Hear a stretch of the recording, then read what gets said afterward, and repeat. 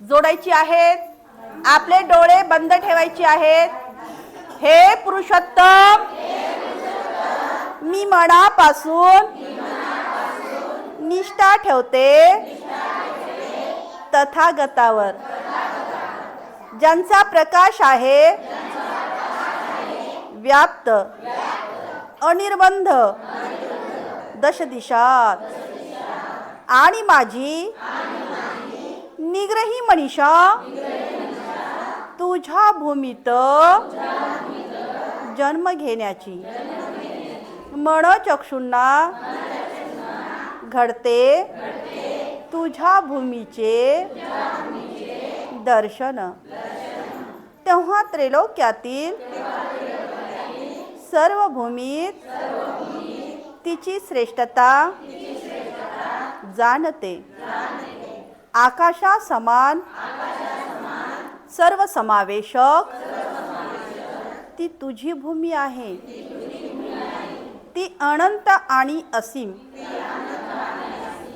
सन्मार्गानुसारी तुझी करुणा आणि मैत्री सर्व भौतिक विश्वात श्रेष्ठ आहे. जन्मंजन्मंतरीच्या पुण्य संचयाचा जणू परिपाक आणि तुझा ज्ञानप्रकाश सर्वव्यापी पसरतो. जणू चंद्र सूर्याचे रूप दर्पण असते. माझी अशी प्रार्थना तिथे जन्म घेतलेले प्राणी मात्र तुझ्या सम करोत सत्यघोष सदोदित. हे बुद्धा, हे बुद्धा, हे बुद्धा. मी लिहितो आहे इथे लेख हा, आणि गातो गीतेही. तुझे व्हावे साक्षात दर्शन, हीच करते प्रार्थना. अखिल प्राणी मात्रासहित ह्या धन्य भूमीत हो मला जन्म प्राप्त, हो मला जन्म प्राप्त, हो मला जन्म प्राप्त. साधू साधू साधू.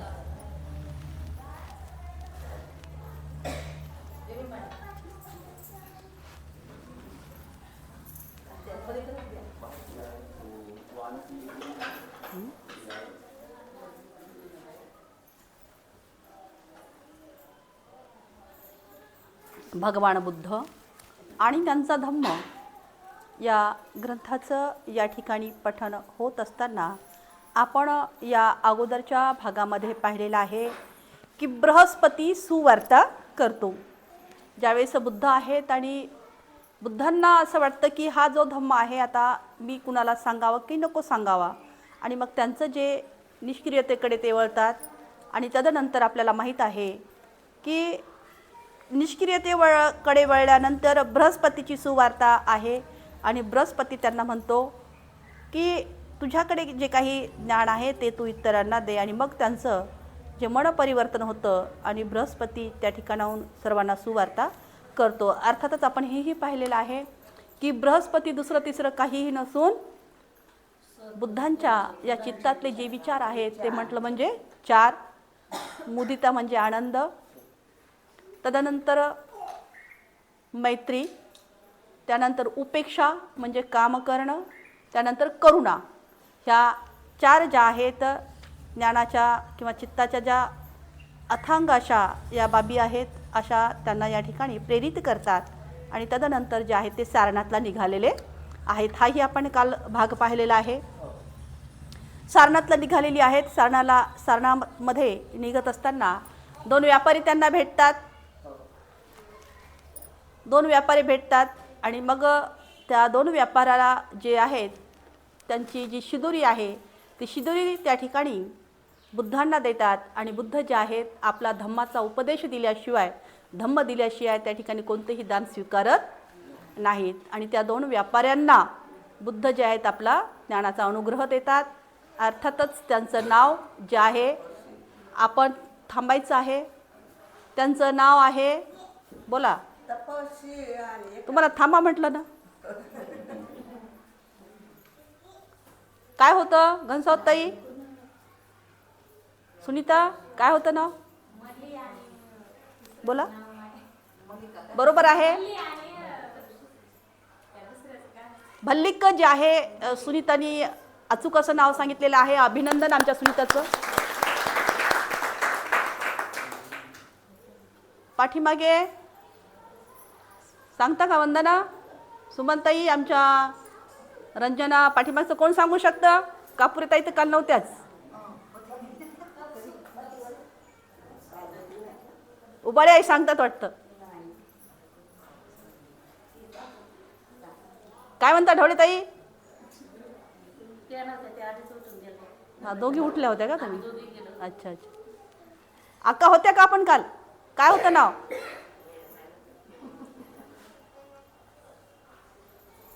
रंजना मॅडम होत्या का? तुमच्या बाजूच्या अनुसयाबाई होत्या का?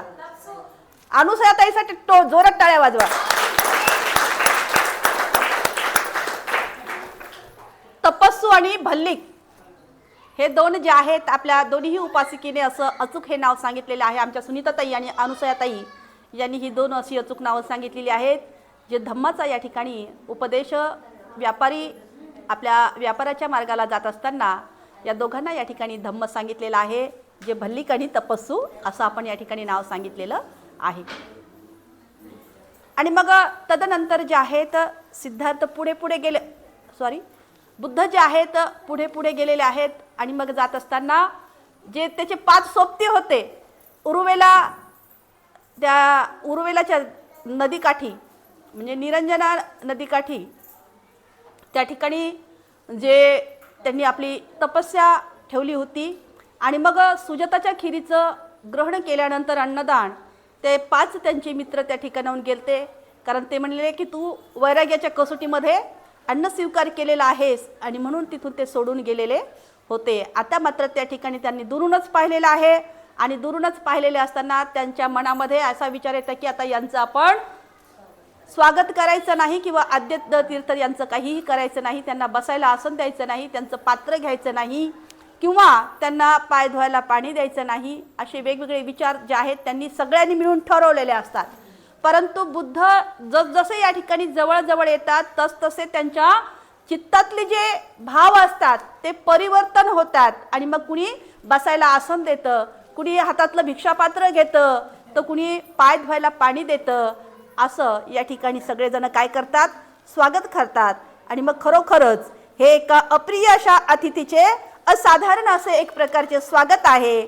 आणि अशा प्रकारे जे त्यांचा उपहास करतात ते त्यांची आता मात्र पूजा करू लागले. बुद्धांचे या ठिकाणी पहिले प्रवचन परस्परांना अभिवादन करून कुशल क्षम विचारल्यावर त्या 5 परिव्रजकांनी भगवान बुद्धाला विचारले, तपश्चर्येनंतर तुमचा अजूनही विश्वास आहे का? म्हणजे तपश्चर्येवर तुमचा अजूनही विश्वास आहे का? बुद्धाने नकारात्मक उत्तर दिलं. बुद्ध म्हणाले, जीवनाची आत्यंतिक अशी 2 टोके आहेत. बुद्धांनी काय सांगितलेलं आहे की जीवनाची अशी आत्यंतिक 2 टोके आहेत. एक सुखोपभोगी तर दुसरे आत्मक्लेशाचे. एक टोक कसं आहे, सुख उपभोगण्याचं, आणि दुसरं टोक कसं आहे, तर दुसरं टोक असं आहे की आत्मक्लेशाचं. तर पहिलं टोक काय म्हणतं, जे सुख उपभोगाचं टोक आहे ते काय म्हणतं, खा प्या आणि नुसती मजा करा. कारण आपल्याला एक दिवस जायचंय, त्याच्यामुळे खाऊन पिऊन मस्त मजा करून घ्यायची असं एक टोक या ठिकाणी म्हणतं. कारण उद्या आपण मरणार आहोत. दुसरं टोक म्हणतं सर्व वासना मारून टाका. कारण त्या पुनर्जन्माची मूळ आहेत. हे दोन्ही मार्ग माणसाला न शोभण्यासारखे म्हणून त्याने ते नाकारले. दुसरं काय आहे? दुसरं असं सांगतं की सर्व वासना ज्या आहेत तुम्ही सगळ्याच मारून टाका, कशाचीच तुम्ही वासना धरू नका, मग कुठल्याही बाबी असो, कारण त्या पुनर्जन्माची मूळ आहेत असं त्यांनी सांगितलेलं आहे दुसऱ्या टोक्याने. मग हे दोन्ही मार्ग जे माणसाला न शोभण्यासारखे आहेत म्हणून ते नाकारले. कुणी नाकारले? बुद्धांनी नाकारलेले आहेत. भगवान बुद्ध मध्यम मार्ग मानणारे होते. ना हे टोक मानलं ना ते टोक मानलं, तर मध्यम मार्ग जो आहे, भगवान बुद्ध जे आहेत मध्यम मार्ग मानणारे होते. अर्थातच मज्जिम पतिपद मधला मार्ग, त्यालाच पालीमध्ये काय म्हणतात? त्यालाच पालीमध्ये पतिपद अर्थातच मज्जिम मार्ग सुद्धा म्हटलं जातं, जो उपभोगाचाही मार्ग नाही आणि आत्मक्लेशाचाही मार्ग नाही. म्हणजे नुसतं खा प्या मजा करा असाही नाही, किंवा जीवाला नुसता त्राण द्या किंवा आत्मक्लेश जे बुद्धांनी या ठिकाणी आपण पाहिलेले आहे 6 वर्षाच्या वैराग्याच्या कसोटीमध्ये, तसंही नका करू. या दोन्हीही बाजू या ठिकाणी तुम्ही झुगारून टाका आणि मध्यम मार्गाचा या ठिकाणी स्वीकार करा. अर्थातच या आत्मक्लेशाचाही त्यांनी या ठिकाणी नाही. बुद्ध मग परिवर्जकांना म्हणालेले आहेत, माझ्या या प्रश्नाचे उत्तर द्या. जोपर्यंत तुमचे स्वतः कार्यप्रवृत्त असते आणि त्याला ऐहिक व परलौकिक भोगाची अभिलाषा असते, तोपर्यंत सर्व आत्मक्लेश व्यर्थच नाहीत का? ते उतरले आणि आपण म्हणता ते अगदी बरोबर आहे असं म्हटलेले आहेत. काय म्हटलेले आहेत बुद्ध? जोपर्यंत तुमचे स्वत्व कार्यप्रवृत्त असते आणि त्याला ऐहिक व परलौकिक भोगाची अभिलाषा असते, तोपर्यंत सर्व आत्मक्लेश कसे आहेत? व्यर्थ नाहीत काय? असं या ठिकाणी म्हटलेलं आहे. आणि त्या 5ही जणांना हे म्हणणं काय झालेलं आहे? पटलेलं आहे. जर तुम्ही आत्मक्लेशाच्या मार्गाने आपला काम अग्नी शांत करू शकत नाही, तर आत्मक्लेशाचे दरिद्री जीवन जगून आपण स्वतःला कसे काय जिंकू शकाल? त्यांनी पुन्हा उत्तर दिलं, आपण म्हणता ते अगदी बरोबर आहे. आत्मक्लेश म्हटलं की वैराग्याची कसोटी समोर आणायची. आणि मग या मार्गाने आपण काम अग्नी शांत करू शकत नाही, तर आत्मक्लेशाचे दरिद्री जीवन जगून आपण स्वतःला कसे काय जिंकू शकतात का?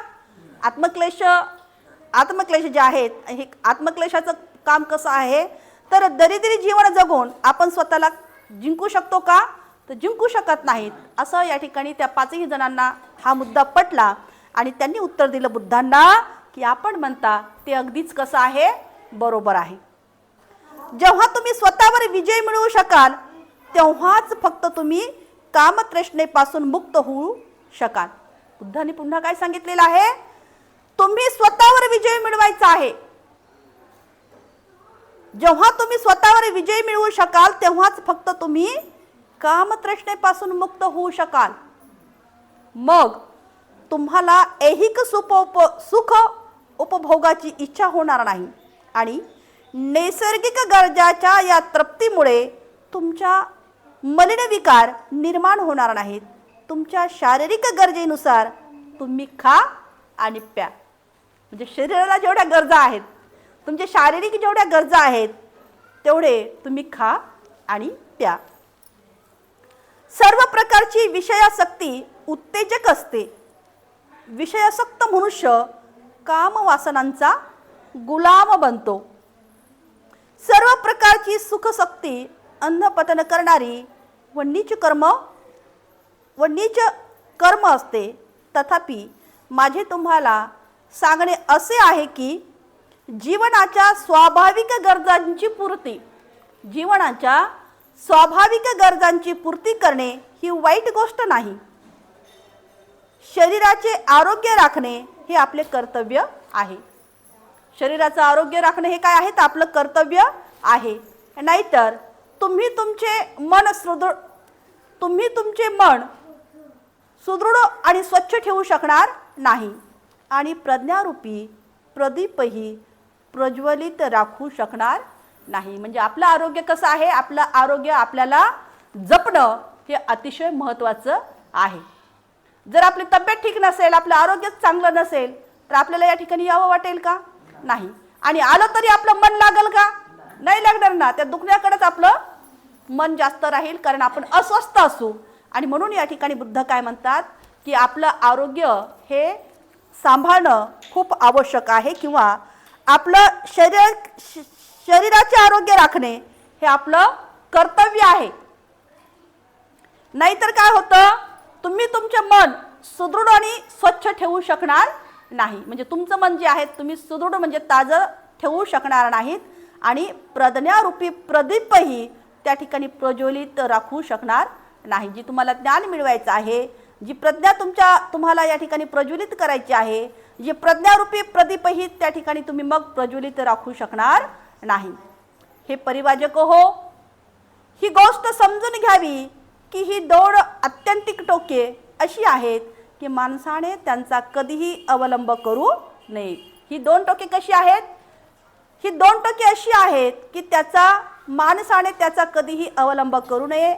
एक टोक म्हणजे ज्या गोष्टीचे आकर्षण कामवासनेच्या तृष्णेमुळे होते या गोष्टीत, आणि विशेषतः विषयासक्तीत सतत डुबत राहणं. तृप्ती मिळविण्याचा हा मार्ग अगदीच हक्काचा, दर्जाचा आणि रानटीपणाचा, अयोग्य आणि हानिकारक आहे. दुसरं टोक म्हणजे तपश्चर्या की आत्मक्लेश. हा मार्गही दुःखदायक, अयोग्य आणि हानिकारक आहे. म्हणजे दोन्ही मार्ग हे कसे आहेत तर हानिकारक आहेत आणि अयोग्य आहेत. ही दोन्ही आत्यंतिक टोके ज्यामुळे टाळता येतात असा एकच कोणता मार्ग आहे तर मध्यम मार्ग आहे.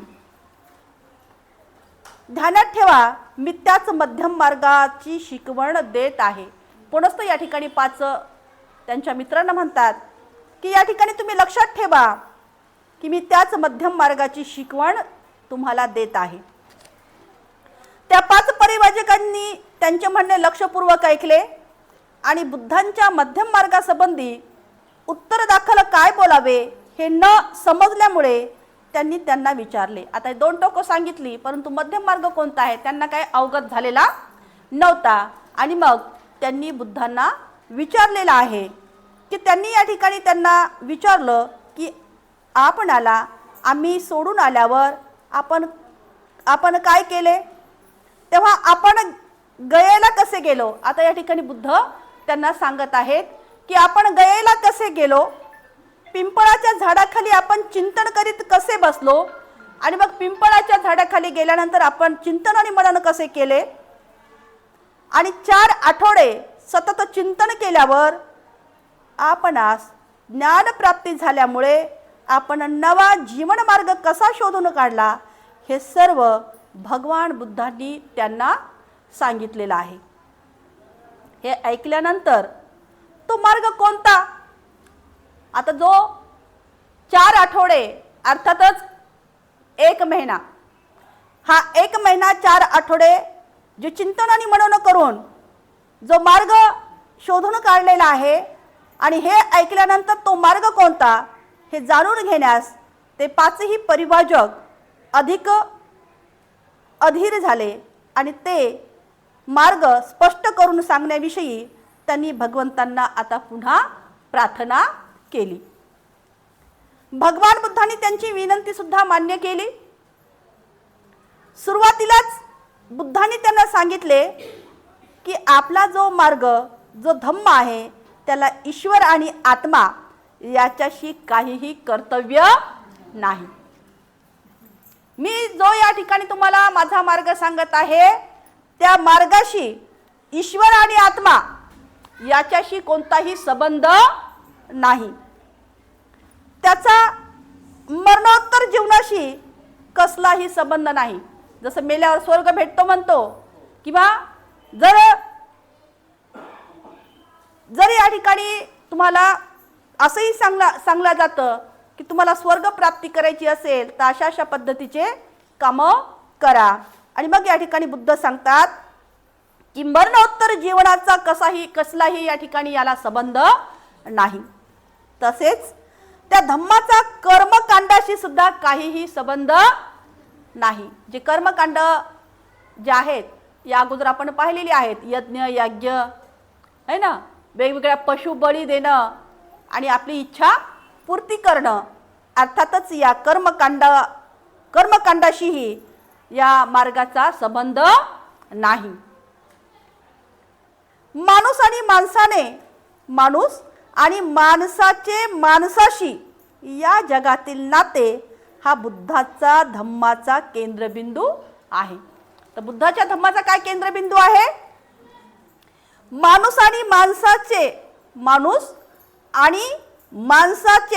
माणसाशी या जगातील नाते हा बुद्धाच्या धम्माचा केंद्रबिंदू आहे.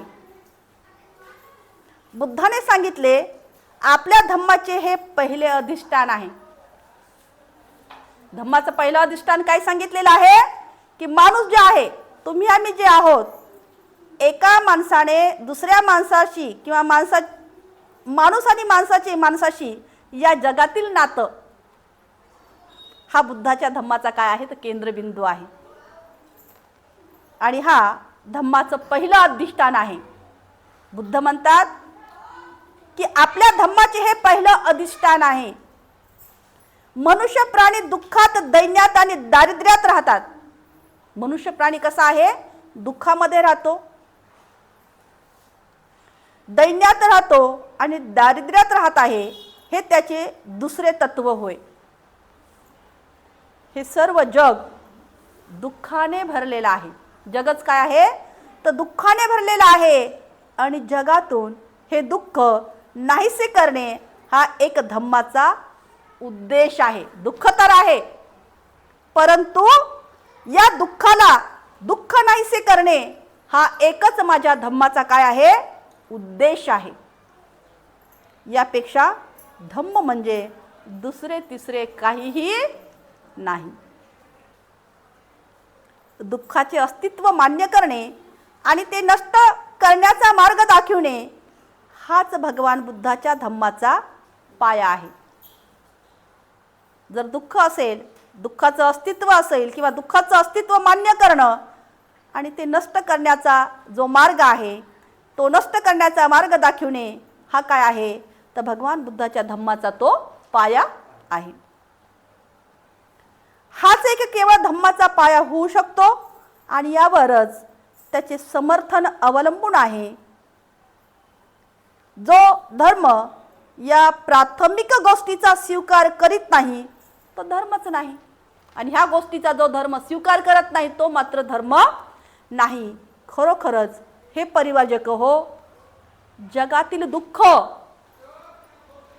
आणि त्या दुःखापासून मुक्तता करण्याचा उपाय, जगातील दुःख आणि त्या दुःखापासून मुक्तता करण्याचा उपाय, दुःख तर आहे परंतु त्या दुःखाची मुक्तता म्हणजे आजार तर जडलेला आहे, पण त्या आजारावर उपाय तर पाहिजे की नाही, औषध तर घ्यावं लागेल की नाही. आपल्याला जर एखादा आजार आहे त्या आजारावर आपण औषध घेतो की नाही बरा करण्यासाठी.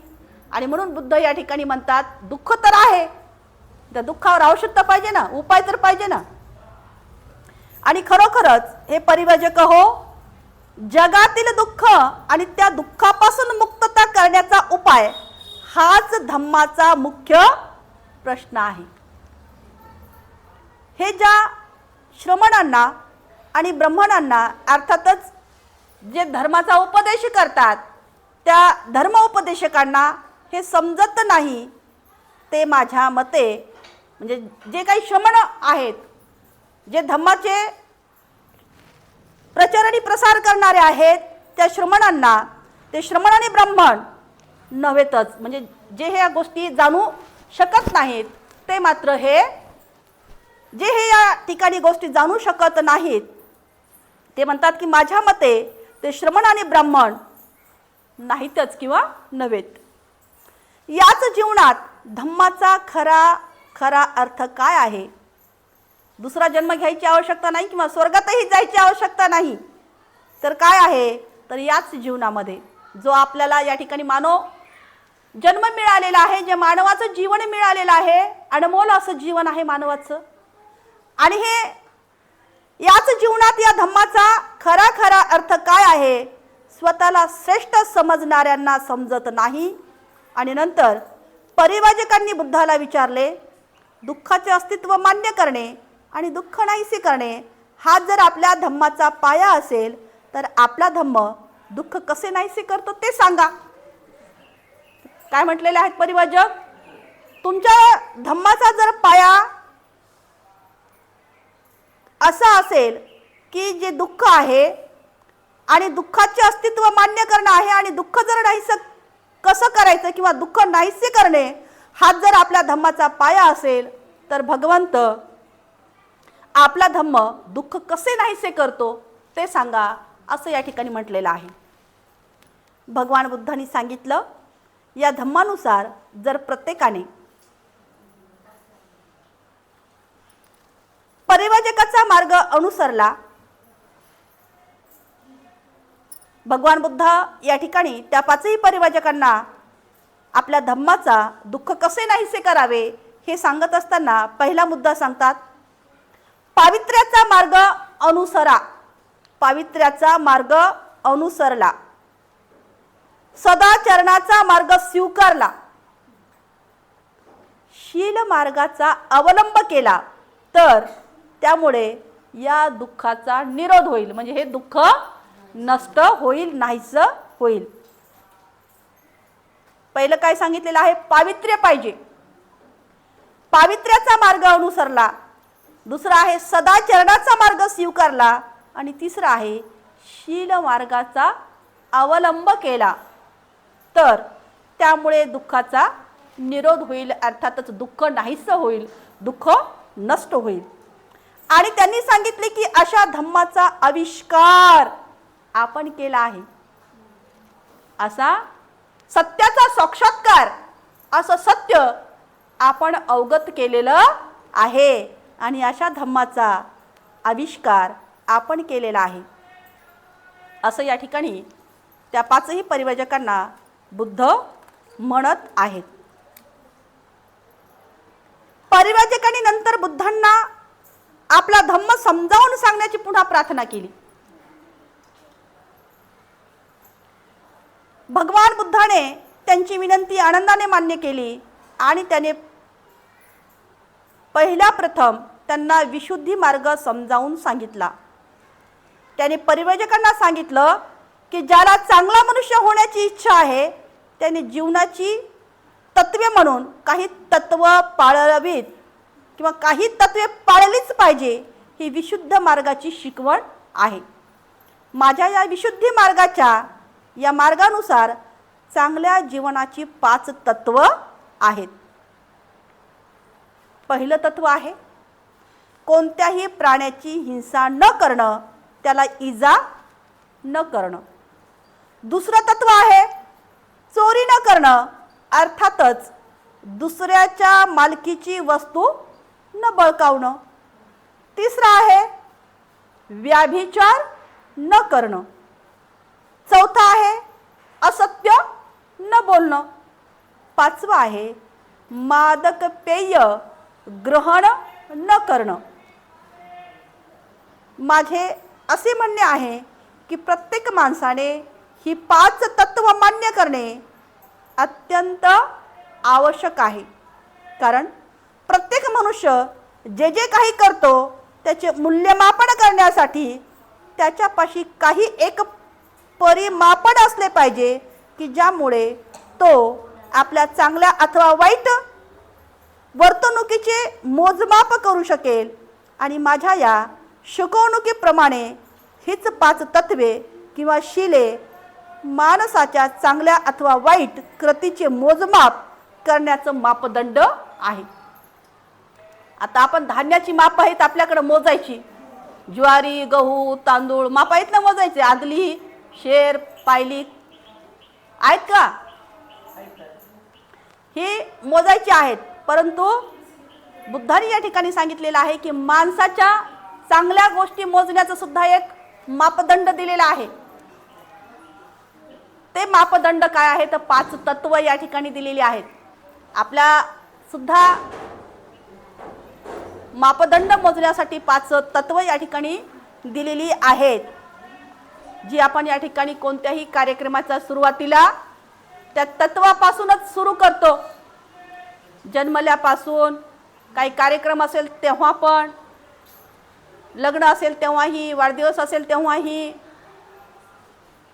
अर्थातच मृत्यू पावल्यावर सुद्धा या 5 तत्वापासून आपण सुरुवात करतो. अर्थातच मग ती काय आहेत? पंचशील आहेत. आणि ही मोजमाप हीच काय आहेत तर की ज्यामुळे तो आपल्या चांगल्या अथवा वाईट, चांगलं आणि वाईट कसं मोजायचं तर चांगल्या अथवा वाईट वर्तणुकीचे मोजमाप करू शकेल. आणि माझ्या या शिकवणुकीप्रमाणे हीच ती 5 तत्वे किंवा शिले माणसाच्या चांगल्या अथवा वाईट कृतीचे मोजमाप करण्याचं काय आहे ते मोजमाप करण्याचं मापदंड आहे. जगात सर्वत्र पतित लोक असतात, परंतु पतिताचे 2 मार्ग असतात. ज्याच्यासमोर काही आदर्श आहे असे पतित आणि ज्याच्यासमोर कोणताच आदर्श नाही असे पतित. आता पतित म्हणजे चालणारा किंवा मार्गक्रमण करणारा. तर चालणारे आपणही चालतो. आपली सुद्धा क्रिया कशी आहे? चालण्याचीच आहे. आपण एका जागी बसतो का? काम करण्यासाठी सुद्धा आपल्याला चलाव फिरवावंच लागतं ना. आणि म्हणून त्याला पतित म्हटलेलं आहे. पतित याचा दुसरा तिसरा अर्थ काहीच नाही, तर चालणं हे आहे किंवा मार्ग. जगात सर्वात पतित लोक असतात, परंतु पतिताचे 2 वर्ग असतात. त्यांच्यासमोर काही आदर्श आहे असे पतित, जे अशा गोष्टी काही समोर ठेवतात आणि त्या पद्धतीनं चालतात. म्हणजे ज्याच्या समोर काही आदर्श आहेत असे पतित आणि ज्याच्या समोर कोणताच आदर्श नाही, म्हणजे हे कोणतेच तत्व नाहीत, परंतु तोही चालायला आहे. म्हणजे कोणताच आदर्श नाही असे पतित. ज्याच्या समोर कोणताच आदर्श नाही अशा पतिताला आपण पतित आहोत हेच कळत नाही. कळतं का त्याला? नाही कळत. आणि म्हणून त्यामुळे तो नेहमीच पतित राहतो. या उलट ज्याच्या समोर एखादा आदर्श आहे असा पतित आपल्या पतितावस्थेत वर येण्यासाठी प्रयत्न करीत असतो का? याचे उत्तर असे की आपण पतित आहोत हे त्याला माहीत असते. त्याला माहीत असतं की आपल्याला चालायचं आहे ह्या मार्गावर, हे मार्ग आपल्याला अंगीकारायचे आहेत. आणि म्हणून मनुष्याचे जीवन नियमित करण्यासाठी त्याच्यासमोर एखादा आदर्श असणे आणि कोणताच आदर्श नसणे याच्यातील हा एक फरक आहे. महत्त्वाची गोष्ट माणसाचा अंधपात ही नसून त्या अवस्थेत मुक्त होण्याच्या आदर्शाचा अभाव हीच होय. परिवाजक हो, तुम्ही विचाराल की जीवनाचा आदर्श म्हणून मान्य करण्यास हीच तत्वे योग्य का? आणि या प्रश्नाचे उत्तर तुम्हाला स्वतःलाच सापडेल. जर तुम्ही स्वतःलाच असा प्रश्न केलात की ही तत्वे व्यक्तीच्या हितासाठी आहेत काय किंवा ती सामाजिक हित साधणारी आहेत काय? जर या प्रश्नांना तुमची उत्तरे होकारात्मक असतील तर माझ्या विशुद्धी मार्गाची तत्वे जीवनाचा खरा आदर्श म्हणून मान्यता मिळवण्यास लायक आहेत हेच या ठिकाणी यावरून सिद्ध होईल. पुन्हा या ठिकाणी बुद्ध म्हणतात की हे परिवाजक हो, जर तुम्हाला स्वतःलाच या ठिकाणी मी जो काही या ठिकाणी मार्ग सांगितलेला आहे हा तुम्हाला पुढचा मार्ग स्वतःलाच सापडेल. जर तुम्ही स्वतःलाच असा प्रश्न केला की ही जी काही तत्व मी या ठिकाणी सांगितलेली आहेत ते व्यक्तीच्या हिताची आहेत का? ही जी काही तत्व सांगितलेली आहेत, बुद्धाने जी काही ही 5 तत्व सांगितलेली आहेत ती माणसाच्या हिताची आहेत का? ही व्यक्तीच्या हिताची आहेत काय? किंवा ती सामाजिक हित सांगणारी आहेत काय?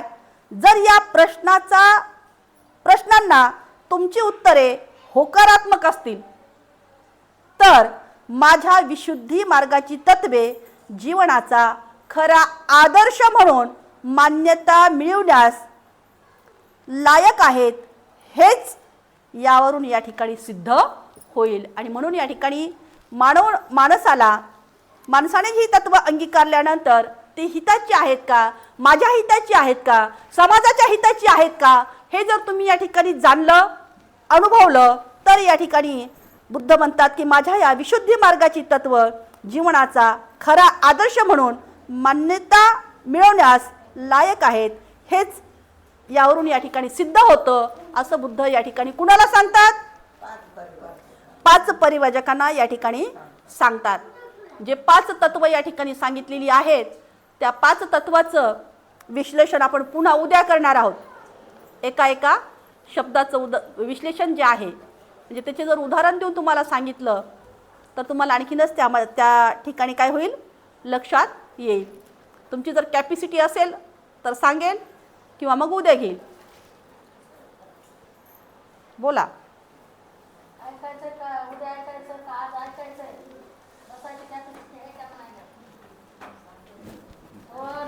उद्या आपण घेऊया, कारण जास्त पण भाग घेतला तर आपल्याला तो थोडंसं हे होतं बसण्यासाठी. पण आजचा जो भाग आहे ते विश्लेषणासहित त्याच्यावर उदाहरणं देऊन आपण उद्याच्या भागामध्ये सांगणार आहोत. आज आणि आपण या ठिकाणी काय म्हणतो,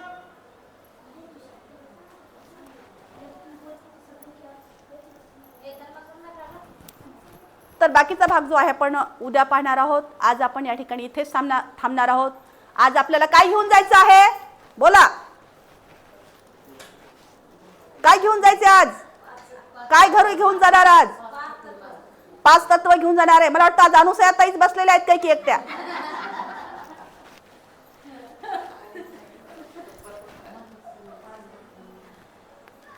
काय घेऊन जायचे? 5 तत्व घेऊन जायचे आहेत. ही 5 तत्व काय आहेत? तर मानवाच्या जीवनासाठी, कल्याणकारासाठी आहेत, स्वतःसाठी आहेत आणि समाजाच्या हितासाठी सुद्धा आहेत. साधू साधू साधू. प्रतिज्ञा आपण करूया, जीवसृष्टी आहे असी, ती भवसागर पार नेण्याची. प्रतिज्ञा आपण करूया, आहेत सत्य अनंत, ती पूर्ण आकलण्याची. प्रतिज्ञा आपण करूया, आपणात दोष असंख्य, ते नष्ट करण्याची. प्रतिज्ञा आपण करूया, भगवान बुद्धांचा अतुल्य मार्ग तो संपूर्ण साध्य करण्याची. प्रतिज्ञा आपण करूया, डॉक्टर बाबासाहेब आंबेडकर यांचा रथ पुढे पुढे नेण्याची. साधू साधू साधू.